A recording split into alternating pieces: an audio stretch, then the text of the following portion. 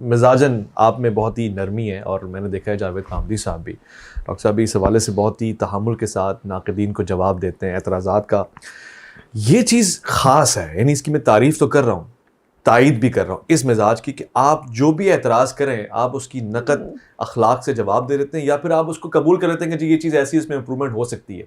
یہ کون سے فکر کی ترجمانی ہے؟ دیکھیے، جس وقت آپ کسی بھی تنقید کو سنتے ہیں اور سننے کے بعد اس کے پیچھے جو کارفرما ریزننگ ہے، جو استدلال ہے، اس کا جائزہ لیتے ہیں تو کبھی بھی رد عمل میں مبتلا نہیں ہوتے.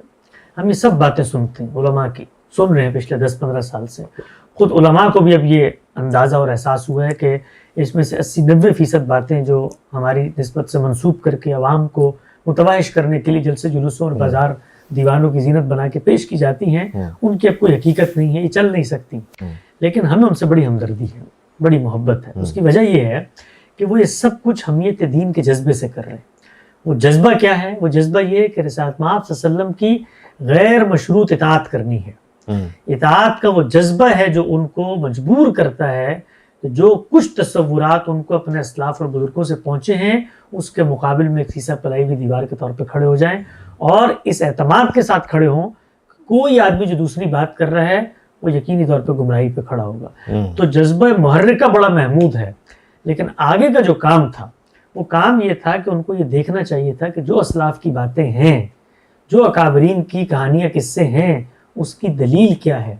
دلیل دین میں قرآن و سنت بنتی ہے.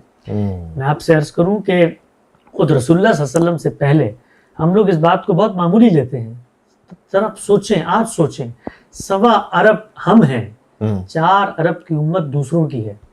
وہ 4 ارب کی امت کے لوگوں سے گفتگو کریں تو وہ بھی یہی کہتے ہیں کہ بزرگوں اور اسلاف سے لے کر اکابرین کی پوری تاریخ تک ہزاروں سال سے ایک بات چلی آ رہی ہے، اور آپ کا پیغمبر اٹھ کے کہتا ہے کہ مسیح جو ہے وہ اللہ کے بیٹے نہیں. ہم غور نہیں کرتے اس بات کے اوپر.